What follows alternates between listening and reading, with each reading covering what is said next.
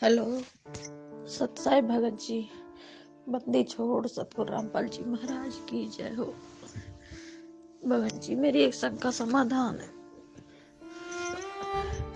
मेरे घर के जितने भी परिवार देवर जेठ भगत जी वो इतने दिन है कि भक्ति करते करते पर भक्ति ना करेंगे।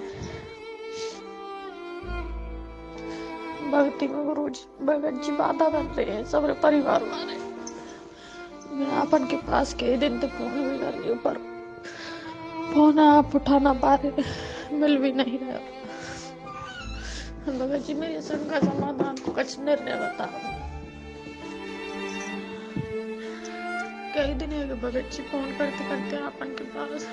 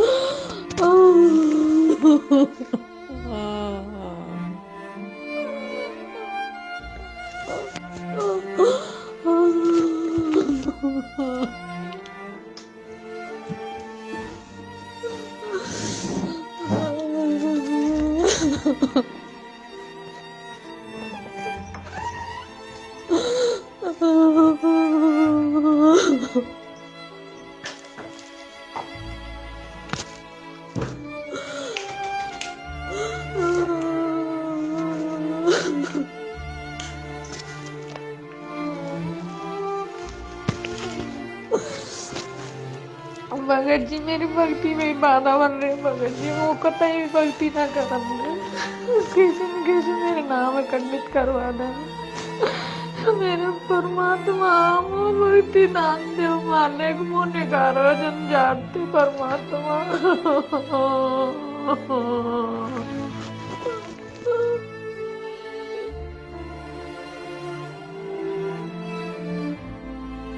बंदी छोड़ सतगुरु रामपाल जी महाराज जी की जय हो। परमात्मा की सभी प्यारी आत्माओं को मुझ पवन दास का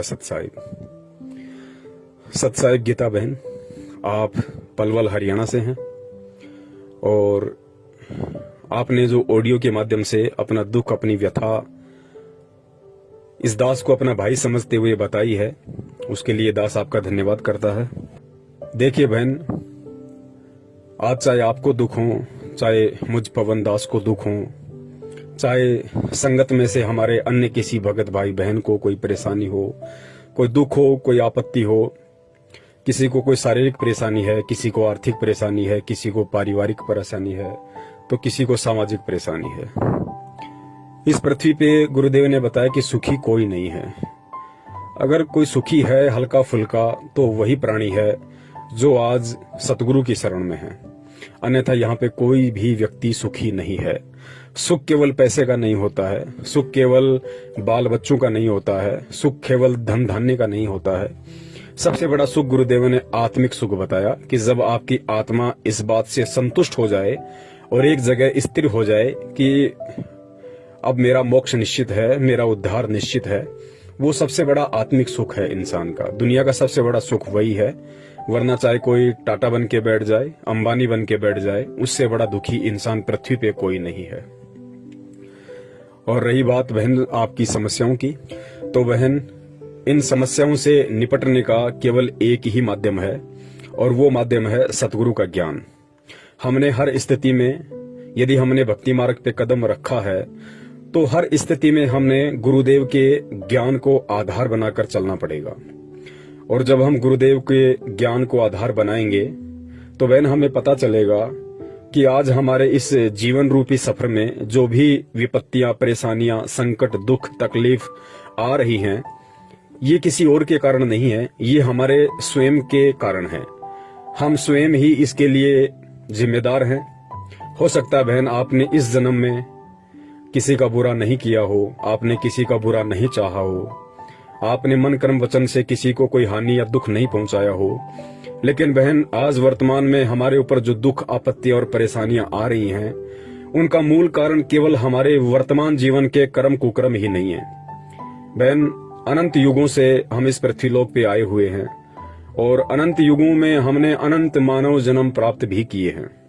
और गुरुदेव ने बताया कि उन मानव जन्मों में तुमने ना जाने कितनों को बेवजह परेशान किया है, कितनों को तुमने बेवजह फांसियां तोड़ी है, राजा बनके, मंत्री, मुख्यमंत्री, प्रधानमंत्री बनके तुमने कितने कर्म कुकर्म किए हैं। तो आज बहन इस समय वो हमारे को भोगने पड़ रहे हैं। और दास ने पहले भी जिक्र किया था गुरुदेव के ज्ञान आधार से कि बहन जब कोई भी व्यक्ति पूर्ण परमेश्वर सतगुरु रामपाल जी महाराज जी की शरण ग्रहण करता है, उसके बाद बहन काल उस आत्मा के ऊपर विशेष तौर से हावी हो जाता है, क्योंकि काल को ये महसूस हो जाता है कि ये आत्मा अब मेरी हद से बाहर निकलने वाली है, बाहर निकलने की तैयारी कर रही है। तो काल विशेष रूप से उस आत्मा के ऊपर संचित कर्मों का दबाव बढ़ा देता है। संचित कर्म गुरुदेव ने बताया कि अनंत हमारे जो मानव जन्म रह चुके हैं, उन मानव जन्मों में हमने जितने भी कुकर्म किए हैं उसका कुछ थोड़ा सा प्रतिशत निकाल के काल हमें दोबारा से मानव जन्म देता है, पाप और पुण्य का प्रतिशत निकाल के। बाकी हमारे जो पाप कर्म बच जाते हैं वो काल अपने पास रख लेता है, उसको संचित कर्म कहते हैं। और उन पाप कर्मों का, उन हमारे संचित कर्मों का बहन गुरुदेव ने बताया कि बच्चों इतना ढेर लग रहा है जैसे सुमेरु पर्वत। सुमेरु देवताओं का पर्वत होता है, यहाँ के हिमालय पर्वत से अनंत गुना ज्यादा ऊंचा होता है, बड़ा होता है। तो इतना ढेर हमारे संचित कर्मों का काल के पास में सुरक्षित है। और काल उन संचित पाप कर्मों का दबाव प्राणी के ऊपर उस समय छोड़ता है जब ये प्राणी, जब ये आत्मा सतगुरु या किसी सच्चे संत की शरण ग्रहण कर लेती है, अपने आत्म कल्याण की ओर जब ये कदम बढ़ाने के लिए अग्रसर हो जाती है, तो काल भी विशेष तौर पर इस आत्मा के ऊपर उन सभी संचित कर्मों का दबाव बढ़ा देता है। तो इन सब बातों को बहन हमने ज्ञान आधार से समझना पड़ेगा, तभी हम ये भक्ति कर पाएंगे और तभी हम इस भक्ति सफर में हमारे ऊपर अपने ही कर्मों के जो कांटे हमें चुभते हैं हम उनसे निपट सकते हैं। अन्यथा हम भक्ति में या भगवान में दोष देख के या अपने आप को कोसते कोसते हम ऐसे ही मर जाएंगे, हम ऐसे ही भक्ति को छोड़ देंगे, इससे कोई फायदा नहीं होगा। और तीसरी बात बहन गुरुदेव ने बताई कि बच्चों यदि तुमने आम का बीज बोया है तो आम का फल भी तुम ही खाओगे, उसका आनंद भी तुम ही भोगोगे। लेकिन जब तक उस आम के बीज से पौधा बनेगा, पौधे से फिर पेड़ बनेगा, फिर उस पेड़ के आम लगेंगे, तब तक तुमने सावधानी भी उसकी पूरी रखनी पड़ेगी, मेहनत भी तुमने पूरी करनी पड़ेगी, आवारा पशुओं से उसकी सुरक्षा करनी पड़ेगी, उसको समय पे पानी देना पड़ेगा, समय पे उसको खाद देना पड़ेगा, तब जाके 5-6 वर्ष के बाद में वो पेड़ बनेगा और उसके आम लगेंगे और उन आम का जो आनंद है वो तुम ही भोगोगे। ठीक इसी प्रकार बहन ये जो पूर्ण परमेश्वर की भक्ति है ये एक आम रूपी बीज है। परमात्मा ने हमें अपनी शरण में लेके भक्ति रूपी बीज हमारे अंतःकरण में डाल दिया है। अब बहन जब तक ये बीज प्रफुल्लित नहीं होता है, जब तक ये पेड़ नहीं बनता है, तब तक जो भी संकट, जो भी परेशानियां, जो भी विपत्तियां आएंगी उनका बहन सामना भी हमने ही करना पड़ेगा, ज्ञान आधार से संघर्ष भी हमने ही करना पड़ेगा। क्योंकि आने वाले समय में आज परमात्मा ने जो आम रूपी भक्ति का पौधा हमारे अंतःकरण में बोया है बहन, उसका आनंद भी हम ही लेंगे। तो इन सब बातों को हमने गुरुदेव के ज्ञान आधार से समझना पड़ेगा। और बहन आज आपको चाहे आपका पति परेशान कर रहा है, देवर परेशान कर रहा है या जेठ परेशान कर रहा है, बहन इस परेशानी का मुख्य कारण हमारे आपसी ऋण संबंध हैं। देवर आपको बेवजह परेशान नहीं कर रहा, अन्य कोई व्यक्ति आपको बेवजह दुखी नहीं कर रहा है। जरूर किसी न किसी युग में, किसी न किसी जन्म में इसी तरह से हमने भी उनको परेशान किया है। रीजन कुछ भी हो सकता है। तो परमेश्वर ने बताया कि वही एक लेवा एक देवा दूतम, कोई किसी का पिता नहीं पूतम, ऋण संबंध जुड़ा एक नाता, अंत समय सब 12 बाटा। तो ये हमारे आपसी ऋण संबंध है बहन। और ये ऋण संबंध आप ये समझ लीजिए कि परमात्मा बहुत हल्के से काट रहा है, बहुत हल्के में करके परमात्मा इन दुखों का निवारण कर रहा है। और हल्के में भी यदि हमें परेशानी आ रही है, हल्के में भी यदि हम ये सोच रहे हैं कि बहुत दुख है, तो बहन कहीं न कहीं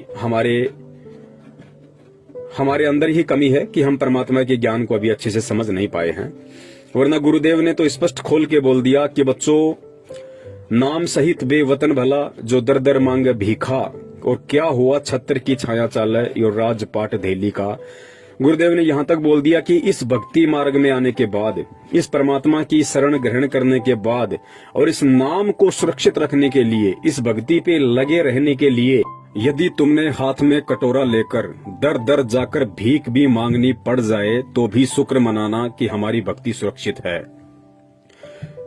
और चौथी बात बहन, लगभग 1 वर्ष पहले आपने मुझ दास से संपर्क किया था हमारे वीडियो देखकर। आपको सच्चाई समझ में आई क्योंकि आप 2008 से जुड़ी हुई हैं, काफी समय से आप परमात्मा की संगति कर रही हैं।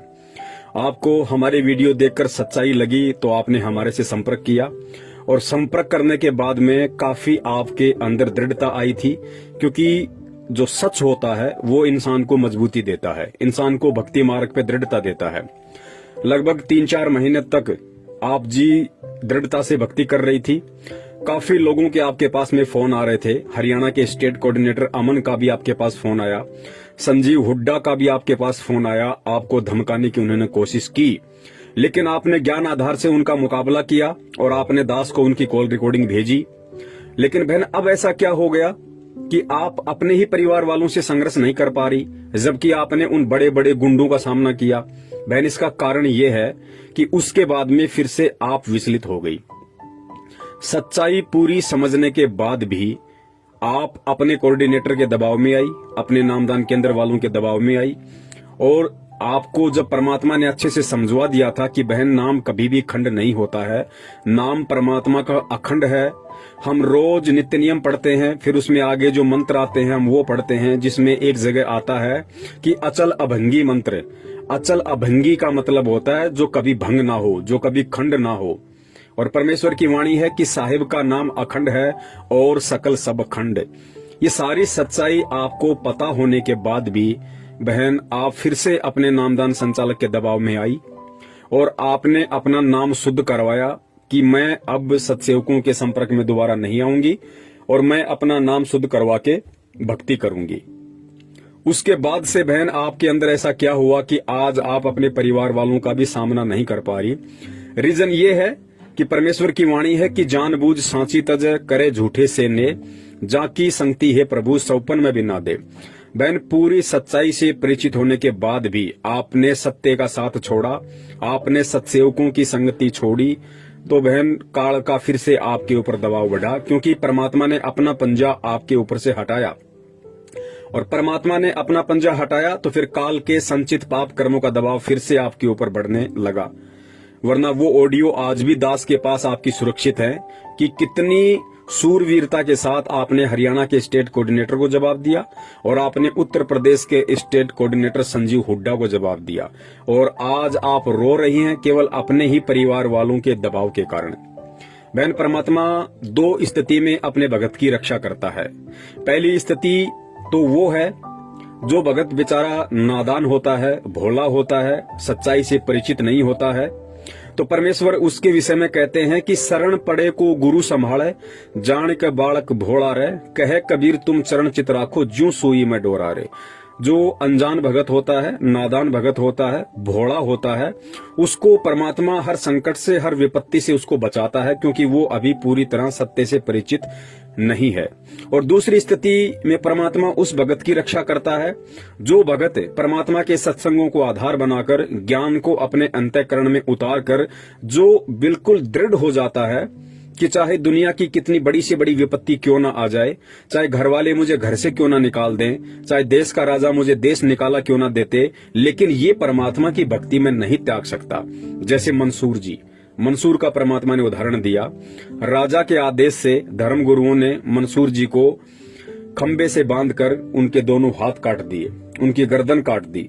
फिर भी मंसूर जी अनल हक ही करते रहे, जो मंत्र उनको परमात्मा ने समस्त वेद ऋषि के रूप में आके दिया था।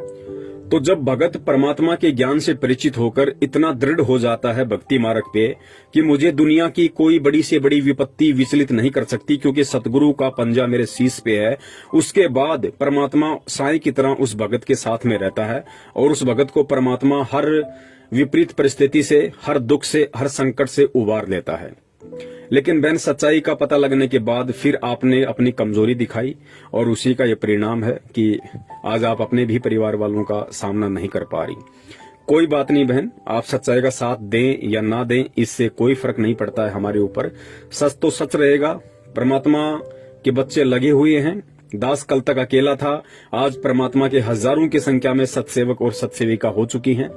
परमेश्वर का जो सत्य ज्ञान प्रचार है वो दिन दोगुना रात चौगुना रफ्तार से बढ़ रहा है। मीरा का उदाहरण दिया बहन गुरुदेव ने। मीरा जी का उदाहरण केवल इसीलिए दिया था क्योंकि जो माता बहनें छोटी छोटी बातों को लेके, छोटी छोटी परेशानियों को लेके सतलोक आश्रम बरवाला में, करोथा में परमात्मा को दर्शनों के समय अरदास लगाया करती थी, उनके आगे रो दिया करती थी कि परमात्मा बेटा भक्ति नहीं करने दे रहा, परमात्मा पति भक्ति नहीं करने दे रहा है, सारे परिवार वाले मेरे विरोध में आ गए, जबरदस्ती मेरे से देवी देवता पुजवाते हैं। तो परमात्मा ने मीराबाई की कथा हमें इसीलिए सुनाई थी कि उन पुण्यात्माओं को दृढ़ता मिले। और गुरुदेव ने कहा कि जब आज से 600 साल पहले मीराबाई एक लड़की होकर, जिस समय ठाकुर लोग अपनी बहन बेटियों को घर से बाहर तक नहीं निकलने दिया करते थे, उस समय मीराबाई रातों को सत्संग सुनने जाया करती थी। वो भी तो एक औरत थी, वो भी तो एक लड़की थी। जब उस समय की मीराबाई संघर्ष कर सकती है तो आज 21वीं सदी की माता बहनें परमात्मा के शरण में आके संघर्ष क्यों नहीं कर सकती? क्या मीराबाई के कोई 4 हाथ पैर थे? तो बहन इन सब उदाहरणों को हमने अपने अंतःकरण में उतारना पड़ेगा। गीता बहन, ये जीवन बहुत ही थोड़ा है, समय का कोई भरोसा नहीं है कब हमारी सांसें पूरी हो जाएं। बहन ये दृढ़ निश्चय कर लो कि हमें परमात्मा मिल चुका है, हमें भगवान मिल गया है, और वो भगवान मिल गया है जो हमारी आत्मा का उद्धार करवा सकता है। तो बहन ये जीवन हर स्थिति में परमात्मा के चरण कमलों में समर्पित कर दो। दुख परेशानियां किस पे नहीं आती। खुद गुरुदेव ने दुख सहन करके, दुख उठा के इस भक्ति मार्ग को उठाया है। और आज खुद परमात्मा के अपने, जिस प्रकार आपके देवर जेठ आपको परेशान कर रहे हैं, आपके ऊपर दबाव डालते हैं, ठीक उसी प्रकार खुद उस बंदी छोड़ के जो सांसारिक इस काल लोक में जो बच्चे हैं, बच्चियां हैं, उनके रिश्तेदार हैं, उनके भाई बंधु हैं, उन्होंने बहन कितनी घाल घाल रखी उनके साथ में। कितने दुखी थे परमात्मा सतलोक आश्रम बरवाला में कि इन नादानों को इतना ज्ञान देने के बाद भी ये मुझे समझ नहीं रहे, ये मुझे पहचान नहीं पा रहे और इस भक्ति को मजाक में ले रहे हैं। मेरी शरण में आके ज्ञान को अच्छे से ग्रहण ना करके और केवल दान के ऊपर अपनी मौज मस्तियां कर रहे हैं। मुझे केवल एक एटीएम मशीन समझ रखा है, मुझे केवल एक चलता फिरता बैंक समझ रखा है कि जब तक हमारे पिताजी जिंदा हैं या जब तक हमारे ताऊजी जिंदा हैं, या महेंद्र जी ने सोचा कि जब तक मेरा भाई जिंदा है, सत्संग कर रहा है, संगत जुड़ रही है, तब तक पैसा आ रहा है, और पैसा आ रहा है तो हमारी मौज मस्तियां हो रही हैं, हम लोगों ने अच्छी खासी प्रॉपर्टियां बना ली हैं। तो बहन इस तरीके से देखो किस कदर उन लोगों ने भी तो परमात्मा को दुखी किया। परमात्मा को उन्होंने वैसे कोई शारीरिक कोई प्रताड़ना नहीं दी, लेकिन परमात्मा को उन्होंने शाब्दिक दुख दिए। परमात्मा को उन्होंने इस प्रकार के दुख दिए कि इतना ज्ञान देने के बाद भी जब कोई परमात्मा के ज्ञान को अच्छे से स्वीकार नहीं करता है और दृढ़ होकर उस ज्ञान पे नहीं चलता है तो परमात्मा दुखी होता है कि देखो इन नादानों को मैंने इतना ज्ञान दिया, उसके बाद भी ये मेरे ज्ञान को आधार नहीं बना पा रहे।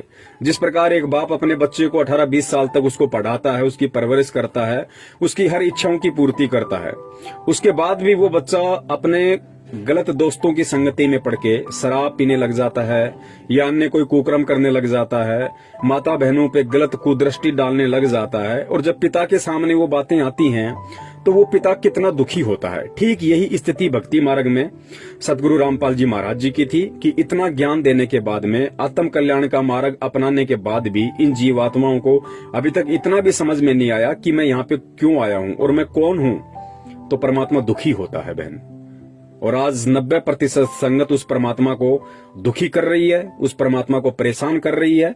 सतलोक आश्रम मैनेजमेंट हरियाणा के पीछे अंधी होकर लगकर, उनके मनवश आदेशों की पालना करके, घटिया राजनीति करके, आरक्षण बाजियां करके।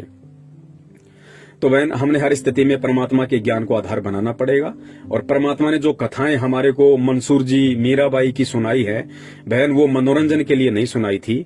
आज आपके ऊपर जो दुख आ रहे हैं, आपत्ति आ रही है, या कल को मेरे ऊपर आएंगे या आ चुके हैं या किसी और पे आएंगे, उस समय उन लोगों ने परमात्मा के उन सत्संगों को आधार बनाना पड़ेगा, उन कथाओं को अपने अंतःकरण में उतारना पड़ेगा। खाली सुनने से बात नहीं बनेगी कि जब मीराबाई संघर्ष करती तो हम क्यों नहीं कर सकते।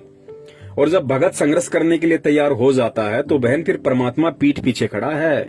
परमात्मा दूर नहीं है, खुद मालिक की वाणी है, जैतू चाले एक कदम मैं चालू कदम 60 कि हे पुण्यात्मा, तू इस भक्ति मार्ग पे दृढ़ता के साथ संघर्ष करते हुए तू एक कदम रख के तो देख, मैं तेरे से 60 कदम आगे चलूंगा तेरे संकटों का निवारण करने के लिए। जैतू चाले एक कदम मैं चालू कदम 60 और जैतू हो जा काठ का मैं हो जाऊं लोहे की लाठ। काठ होती है लकड़ी और लोहे की लाठ होती है लोहा। परमात्मा कहते हैं यदि तू लकड़ी के जितना भी मजबूत हो जाएगा तो मैं लोहे की तरह मजबूत होकर तेरे पीछे खड़ा रहूंगा। तो बहन संघर्ष आपने स्वयं करना पड़ेगा और परमात्मा के ज्ञान को आधार बना के करना पड़ेगा। और इसके अलावा बहन जरूरी नहीं कि आप अपने घर पे मोबाइल में जोर जोर से चला के आरती करो या आप लोग बोल बोल के मंत्र करो जिससे आपके परिवार वालों को दिक्कत हो, परेशानी हो। जरूरी नहीं कि आप अपने घर में दीपक जलाओ, ज्योति जलाओ यदि आपके परिवार वालों को उससे परेशानी है तो। बहन ये परमात्मा की जो भक्ति है ये बहुत ही सहज है और इस भक्ति मार्ग में परमात्मा सबसे पहले भाव देखता है, भाव के बाद में परमात्मा बाहर की क्रिया देखता है। यदि आपके ऊपर ऐसी कोई विशेष विपत्तियां हैं, ऐसी विशेष परिस्थितियां यदि आपके साथ में है कि जब आप आरती करती हो, मंत्र करती हो, सत्संग सुनती हो घर में तो आपके परिवार वालों को आपत्ति है, ऑब्जेक्शन है, तो बहन परमात्मा ने बताया कि आप ऊंची आवाज में सत्संग मत सुनिए, आप ऊंची आवाज में मंत्र मत कीजिए, आप ऊंची आवाज में सत्संग मत सुनिए। आपको सत्संग सुनने हैं, आप रात को सोती हो, रात को तो परिवार वाले परेशान नहीं करेंगे, आप अपने कान में मोबाइल के माध्यम से लीड लगाकर आधी घंटा परमात्मा का सत्संग सुन लो, 1 घंटा परमात्मा का सत्संग सुन लो। परिवार का कोई सदस्य नहीं है उस समय आप अपने मोबाइल में सत्संग सुन सकती हैं। मंत्र जाप कोई जरूरी नहीं कि हम इसको बैठ के करें या लोगों को सुना के करें। मंत्र जाप हम मन ही मन में कर सकते हैं, किसी को मालूम भी नहीं पड़ेगा कि ये मंत्र कर रही है या किसी और का चिंतन कर रही है। तो बहन ये बहुत सारी विधियां हैं। रही बात आरती की, तो बहन जी आरती भी हम किसी भी प्रकार से हम कर सकते हैं। हम उठते बैठते खाते पीते कैसे भी रात को सोते हुए यदि ऐसी समस्या है तो हम कैसे भी परमात्मा की आरती कर सकते हैं। इसमें कोई एक जगह कोई पद्मासन लगा के बैठने की आवश्यकता नहीं है। यदि आपके घर वालों को आपके दीपक लगाने से, परमात्मा की ज्योतबत्ती लगाने से आपत्ति है तो बहन जी मत लगाइए। आप अपने अंतःकरण में परमात्मा का दीपक जलाइए, परमात्मा की ज्योति जलाइए। और अंतःकरण में परमात्मा का दीपक और ज्योति जलाने का मतलब है कि हम परमात्मा की शरण में बने रहें, हम परमात्मा को अपना परमेश्वर मानते रहें, हम उनको अपना पति परमेश्वर के रूप में स्वीकार किए रहें। यही सबसे बड़ी ज्योति अपने हृदय में उस परमात्मा के प्रति है। तो ये बहुत सहज भक्ति मार्ग है, किसी को मालूम ही नहीं पड़ेगा कि आप भक्ति कर रही हो या नहीं कर रही हो। इसके अलावा यदि आपको देवी देवताओं की पूजा पाठ के लिए या अन्य किसी धार्मिक अनुष्ठान वगैरह में शामिल होने के लिए दबाव डालते हैं तो बहन फिर ये आपके अपने व्यक्तिगत विचार होंगे, ये आपके अपने ज्ञान आधार को समझ के आप कितना संघर्ष कर पाओगी, कितना नहीं कर पाओगी, ये उसके ऊपर डिपेंड करता है, निर्भर करता है। मजबूरी में चाहे आपको कोई जहर पिला दे बहन, उसका दोष आपके ऊपर नहीं है। यदि आपकी इच्छा बिल्कुल भी किसी धार्मिक अनुष्ठान में शामिल होने की नहीं है, यदि आपकी इच्छा बिल्कुल भी किसी देवी देवताओं को प्रणाम या धोख लगाने की नहीं है और जबरदस्ती यदि आपसे ऐसा कोई करवाता है तो बहन वो दोष आपको फिर नहीं है, क्योंकि आपके अंदर वो इच्छा नहीं है। और परमात्मा अंतर्यामी है, परमात्मा हर स्थिति से वाकिफ है, वो जान रहा है, पहचान रहा है कि मेरे बच्चे के हृदय में क्या है। और बाहर लोक दिखावे के लिए या ज्ञान को आधार ना बना पाने के कारण, लोगों का दबाव ना सहन करने के चलते ये जो इन क्रियाओं को कर रही है तो ये बाहरी मन से कर रही है या फिर इसके अंदर इन क्रियाओं को करने की कोई जिज्ञासा है। ये सारी बातें परमात्मा जानता है। तो ऐसी स्थिति में बहन दोष हमें नहीं लगता, दोष फिर उन व्यक्तियों को लगता है जो व्यक्ति उन क्रियाओं को करवाने के लिए हमारे ऊपर दबाव डाल रहे हैं। तो बहन आराम से भक्ति आप कर सकती हो, ऐसी कोई बात नहीं है। चाहे आपका जेठ आपको परेशान करे, आपका देवर परेशान करे, आपका पति परेशान करे, आप हर स्थिति में परमात्मा की भक्ति को कर सकती हैं। जरूरी नहीं है कि हम उनके सामने भक्ति करें, हम भक्ति का दिखावा करें। हम अपने मन ही मन में भक्ति कर सकते हैं। हम बहुत ही आसानी से इस भक्ति को कर सकते हैं जो विधियां परमात्मा ने हमें बताई है। और बहन संघर्ष तो हमें करना पड़ेगा। बहन अगर इस जीवन में कर गए तो बहुत अच्छी बात है, वरना बहन सतलोक जाने का रास्ता केवल यही है। यही कलयुग की बिचली पीढ़ी, यही पूर्ण परमेश्वर सतगुरु रामपाल जी महाराज जी के रूप में, यही मंत्र। और जब हम कभी परमात्मा की इस भक्ति में आएंगे तो बहन फिर हमें इन्हीं संघर्षों से गुजरना पड़ेगा, हमें इन्हीं परेशानियों से, हमें इन्हीं सारी बातों से हमें गुजरना पड़ेगा बहन। आज मान लीजिए आप इस भक्ति को छोड़ देती हैं, त्याग देती हैं, जहां तक आपने भक्ति करी है वहां तक आपको प्रतिफल परमात्मा देगा, आपको वो सारे सुख परमात्मा देगा अन्य किसी जन्म में। और जब आपके वो सारे सुख इस भक्ति के कारण समाप्त हो लेंगे, आपके सारे पुण्य समाप्त हो लेंगे, फिर आपको इसी स्थिति में आना पड़ेगा, ऐसी ही पारिवारिक स्थिति से आपको गुजरना पड़ेगा जिस स्थिति से आप आज गुजर रही हैं। तो आप ये सोच लीजिए बहन कि अनंत युगों में हमें परमात्मा मिले, और ये सत्य भी है। अनंत युगों में अनंत बार हमें यही सतगुरु मिला संत रामपाल जी महाराज जी के स्वरूप में। इसी कलयुग की पिछली पीढ़ियों में हमारा जन्म हुआ, हमने वो समय गवाया। तो बहन आप सोच लीजिए कि जो गलतियां मैंने पिछले युगों में कर दी, जो गलतियां मैंने पिछले जन्मों में कर दी, वो गलतियां आज मैं नहीं करूंगी। चाहे मेरे ऊपर परिवार का दबाव पड़े, चाहे समाज का दबाव पड़े, चाहे मेरे पति का दबाव पड़े, हर स्थिति में मैं अपने दिल से अपने परमात्मा को बाहर निकलने नहीं दूंगी। बाकी बाहरी क्रिया चाहे कुछ भी हो, परमात्मा अंदर के भाव देखता है। तो बहन इस प्रकार से आपको थोड़ा सा भक्ति मार्ग पे दृढ़ होकर चलना पड़ेगा। और आप कह रही हैं कि हे गुरुदेव आप जल्दी आओ, अपने बच्चों को संभालो। बहन ऐसा नहीं होता है इस भक्ति में। कल को जब गुरुजी आ जाएंगे और तो फिर क्या आपका देवर आपको परेशान नहीं करेगा? फिर क्या आपको अन्य किसी प्रकार की आपत्तियां नहीं आएंगी? गुरुजी तो 2014 में बहन जेल में गए हैं, उससे पहले भी तो परमात्मा यहीं थे, बाहर थे, सत्संग कर रहे थे, सब कुछ कर रहे थे। परेशानियां तो उस समय भी भगत भाई बहनों को आ रही थी। बहन जी इन परेशानियों से परमात्मा के ज्ञान को आधार बना के और परमात्मा को अपने निकट समझ के कि बंदी छोड़ मेरी पीठ के पीछे खड़ा हुआ है, परमात्मा सब कुछ देख रहा है, लेकिन ये दुख मेरे ही कर्मों के हैं, ये दुख मेरे ही उन संचित पाप कर्मों के दबाव के हैं, तो ये भोगने भी मुझे ही पड़ेंगे। सतगुरु की शरण में मुझे इतना फायदा है कि परमात्मा मुझे भक्ति से विचलित नहीं होने दे रहा, परमात्मा मुझे भक्ति से दूर नहीं होने दे रहा।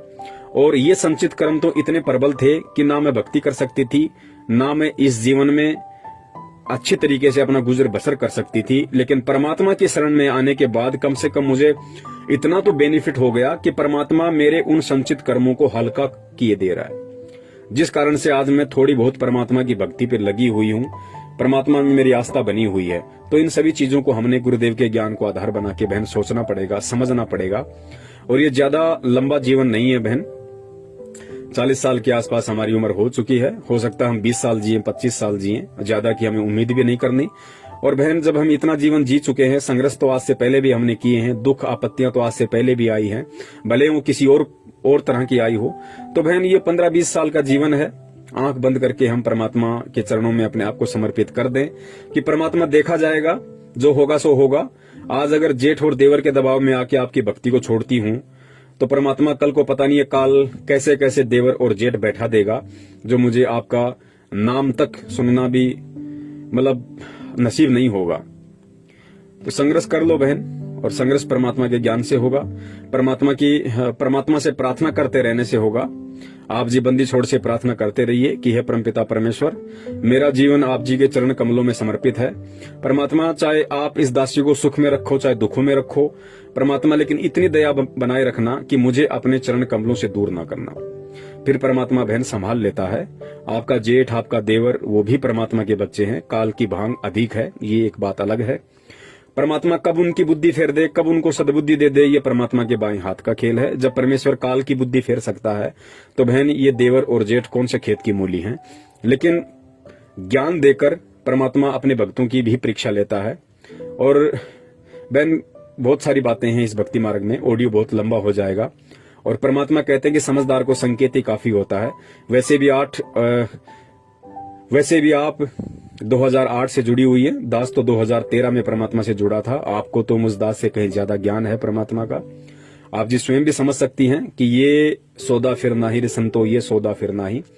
अनंत युगों के बाद हमारा यह दाव लगा है बहन। थोड़ा बहुत कष्ट दुख परेशानियां सहन भी करनी पड़ जाएं तो परमात्मा कहते हैं सुख के माथे पत्थर पड़ो जो नाम हृदय से जाए, और बलिहारी उस दुख पे जो पल पल नाम रटाओ। ये आपकी परीक्षा है बहन। 2008 से आप जुड़ी हुई हैं। इतने दिनों के बाद बहन जी परमात्मा परीक्षा ले ही लेता है। जब यहाँ पे हम बच्चे को स्कूल में भेजते हैं और हर साल टीचर 2-2 बार हमारी परीक्षा लेते हैं, बच्चों की परीक्षा लेते हैं, तो परमात्मा तो बहन आज 14-15 साल के बाद आपकी परीक्षा ले रहा है। बहन इस परीक्षा में हमें फेल नहीं होना है। परमात्मा पीछे खड़ा हुआ है, परमात्मा हमारे साथ में है। अपने हाथों से परमात्मा ने हमें उठाया हुआ है, बस हमने थोड़ा ज्ञान को आधार बना के हिम्मत रखनी पड़ेगी। जेठ देवर कुछ भी कहें, कुछ कितना भी बोलें, हमें उन सभी चीजों को सहन करना है, क्योंकि परमात्मा ने कहा कि भगत का लक्षण है सहन करना। और परमात्मा ने बहन हमें भक्ति मार्ग के सूरमाओं की उपाधि दी है कि बच्चों, सूरमा वो नहीं होता जो किसी का बक्कल उतार दे, सूरमा वो होता है जो सहन करे। भक्ति मार्ग का सूरमा वो होता है, भक्ति मार्ग का सूरवीर वो होता है जो सहन करे, हर स्थिति को सहन करे, दुख को सहन करे, परेशानियों को सहन करे, लोगों की मार को सहन करे, लोगों की गालियों को सहन करे। किसके लिए? भक्ति के लिए, अपने आत्म कल्याण के लिए। उसको परमात्मा ने सूरवीर कहा है। तो बहन, हमने सूरवीरता का वो गुण जो परमात्मा ने हमारे अंदर दिया है, अब हमने उसको प्रयोग में लेना है। और हमने ये जो परेशानियां हैं बहन, ये लंबे समय के लिए नहीं है, ये कुछ समय के लिए है। आपके परिवार वाले भी परमात्मा के शरण में आएंगे जब उनका समय आ जाएगा, लेकिन वो नादान है, नहीं समझ पा रहे। तब तक हमने नीची गर्दन करके हर किसी की वाणी को, हर किसी की मार को हमने सहन करना है और बंदी छोड़ के नाम पे बहन लगे रहना है। भगत कभी किसी के प्रति उल्टा हाथ नहीं करता है, भगत किसी को उल्टी जुबान से नहीं बोलता है। अगर हमने उल्टा हाथ कर दिया, यदि हमने 2 गालियां उनको दे दी, लड़ने झगड़ने लग गए, बहन परमात्मा 1% भी सपोर्ट नहीं करेगा। ये परमेश्वर का विधान है। अगर प्रहलाद ने अगर अपने बाप के खिलाफ अगर मन कर्म वचन से कुछ भी बोल दिया होता, या हाथ में लेके डंडा वो भी खड़ा हो गया होता कि मार मुझे कैसे मारता है, तो परमात्मा नरसिंह रूप धारण करके नहीं आता। परमात्मा यही कहता कि बेटा, ये डंडा ही तेरा भगवान है, तूने डंडे को ही आधार बनाया है, तो अब ये डंडा ही तेरे रक्षा करेगा। तो बहन, हमने अपना डंडा अपने सतगुरुदेव को बनाना है, सतगुरुदेव के ज्ञान को बनाना है, और फिर हर स्थिति में वो सतगुरु और उसका ज्ञान रूपी डंडा इस दुनिया की बड़ी से बड़ी परेशानी से, प्रॉब्लम से, हर संभव हर स्थिति में हमारी रक्षा करेगा। तो बहन, ज्ञान को आधार बनाओ। ये भक्ति है ही ज्ञान की। बहन, ज्ञान से बढ़कर ऐसी कोई दवाई नहीं है। ये ज्ञान बहन, इतनी बड़ी पावर है इस परमात्मा के ज्ञान में। ये अब दास क्या कहे बहन, शब्द नहीं है दास के पास में, क्योंकि ज्ञान इस भक्ति की नींव है, ज्ञान इस भक्ति की जान है बहन। अगर ज्ञान है तो चाहे दुनिया की बड़ी से बड़ी प्रॉब्लम क्यों ना आ जाए, चाहे काल खुद आपके सामने आके खड़ा क्यों ना हो जाए, आप संघर्ष कर जाओगी। और अगर ज्ञान को आधार नहीं बनाया तो बहन, कोई 2 कौड़ी का जीव भी हमें विचलित कर सकता है भक्ति और भगवान से। तो बहन, हर स्थिति में ज्ञान को आधार बनाओ, हर स्थिति में परमात्मा से प्रार्थना करती रहो, और हर स्थिति में चाहे कैसा भी दुख हो, कैसा भी संकट हो, अपने मन ही मन में, अपने अंतःकरण में परमात्मा को बसाए रखो। जो सूक्ष्म विधि हमें परमात्मा ने बताई है, हमें आंतरिक क्रियाओं से भक्ति को करते रहना है। अगर हम परिवार के दबाव के चलते बाहरी क्रियाओं से, जैसे ज्योत बत्ती लगा के, जोर जोर से सत्संग सुन के, इस तरीके से यदि हम भक्ति नहीं कर पाते हैं, तो हम आंतरिक विधि से भक्ति करें। अपने मन मंदिर में परमात्मा की ज्योत जलाएं, अपने मन ही मन में परमात्मा का ध्यान करें, परमात्मा का नाम सुमरण करें, और कानों में लीड लगा के या जैसे भी आपको धीमी आवाज करके समय मिले, जब भी परमात्मा के सत्संग वगैरह हम सुनते रहें। बहन, निश्चित तौर से आप मान लेना, परमात्मा हमारे साथ में है, परमात्मा हमारे से दूर नहीं है। ये परीक्षा का समय है, और परीक्षा के समय जब बच्चा परीक्षा दे रहा होता है तो बहन, टीचर पास में ही खड़ा होता है। बच्चे को भी पता है कि टीचर मेरे पास में खड़ा है, घूम रहा है, सभी को देख रहा है, लेकिन टीचर बताता किसी को नहीं। टीचर मदद किसी की नहीं करता, क्योंकि वास्तव में वो परीक्षा है।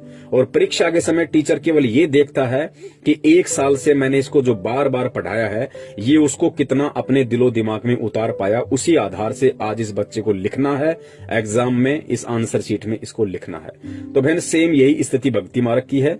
इतने दिनों से परमात्मा ने हमारे ऊपर जो अनमोल तत्व ज्ञान की बरसात की है, आज उसकी परीक्षा है। परमात्मा जरूर हमारे इर्द गिर्द है, हमारे आस पास में है, शब्द रूप में है, सब कुछ देख रहा है, टूटने नहीं देगा, बिखरने नहीं देगा, लेकिन हिम्मत हमने ज्ञान को आधार बना के रखनी पड़ेगी।